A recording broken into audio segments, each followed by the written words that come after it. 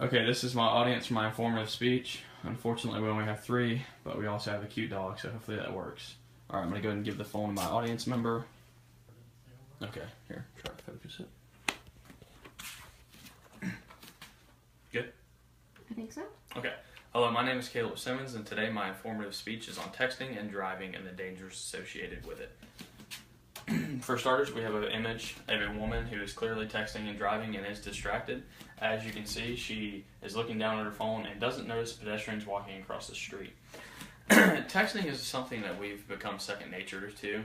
Every day we send virtually hundreds of texts, so it's kind of a common thing, and we really don't think about it anymore. For example, sending a text as simple as "What are you doing?" while you're driving can be dangerous, can kill you, or it could kill somebody else. I myself am guilty of texting and driving. I hate to admit it, but sometimes I do it, even though I do know the dangers of it. But I wasn't as informed of the dangers until I did this research on this article. For example, in 2015, the National Occupant Protection Use Survey reported that the most cell phone usage is done by people of the ages of 16 to 24. So that's what I focused my research on and this informative speech on, because young adults are the ones who are less likely to know the dangers of texting and driving, and are also more likely to do it as they are the ones that use their cell phones the most. According to Egger, Snyder's and Associates from a 2015 article on their law website, 11 teens die every single day from texting and driving. Which, this number obviously has gone up in the last 2 years. But this number is astonishing to me because I think of all my friends, everybody that texts and drives. You know, I watch my friends text and drive all the time, and I myself never think of the dangers to it. So hopefully through this speech we can inform young adults of the dangers and hopefully convince them to think about it before they do it. So for starters, according to the Huffington Post, an article by Shoemaker in 2015, it takes 5 seconds for you to look off the road before you become distracted. And on average, it takes an individual 48 seconds to send a text message while driving. Now, this 48 seconds isn't all consistently you looking at your phone, but it is between you looking down at your phone, looking back at the audience, looking down, and then pressing the keys and hitting send. Of these people that do this, teens are 4 times more likely to crash from texting and driving than adults, which is another reason we focused on them through this article. Here we have a graph that shows the dangers of texting and driving. So here it is. If you take your eyes off the road for 4.6 seconds at 55 miles per hour, it is like driving the length of a football field, which is 100 yards blindfolded. Now I want you to think about that for a second. Think about driving 100 yards blindfolded. You can't see anything. You can only go by the feel of the vehicle. It's very easy for you to cross over lanes or become distracted during that time. This graph really shocked me, and it's really informed me that, texting and driving is extremely dangerous.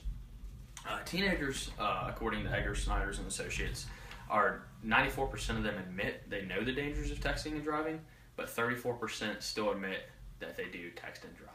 And I hate to admit it, but of those 94%, I am a part of the 34% because I do fail and text and drive every now and again. I like to think that I don't do it as often, but I do it even though I know the dangers. So, in that way, I am glad I'm becoming informed on this.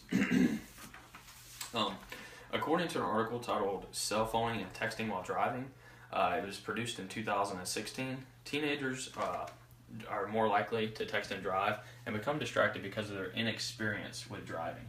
As you know, as I said earlier, the average person who uses a cell phone the most is 16 to 24 years of age, and at this age you've only been driving for anywhere from a year to 5 years to 10 years, which isn't a whole lot of time to be driving. I mean, obviously many adults have a lot more experience. Anyways, so they're more likely to use their cell phone during the time of driving and more likely to become in an accident or anything else. And as mentioned, there's around 300,000 injuries related to texting and driving every single year. Now, most of these come from young adults. However, adults do share their portion of it. For example, the main reason that teenagers do text and drive is because they feel invincible. I myself, at 20 years old, I hate to admit it, but I do feel invincible when it comes to certain things. I think that won't happen to me. That, it may happen to others, but it can't happen to me, which is the problem with texting and driving. Many kids feel that if they send a simple text, such as "What are you doing?" no problem. They'll be fine. But they don't realize that from the time you look down at your cell phone to send that text and the time you look back up, you could be in another lane, or you could virtually be hitting another car or another person. You're not only putting yourself in danger, but you're putting others in danger while you're doing it.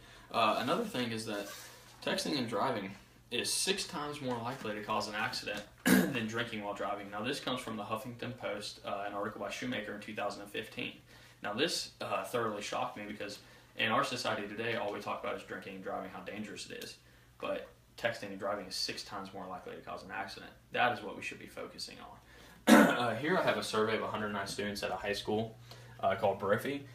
It's not a professional survey, but this shows how kids, teenagers, admit to texting and driving. Many do, many don't, and some obviously aren't being completely honest.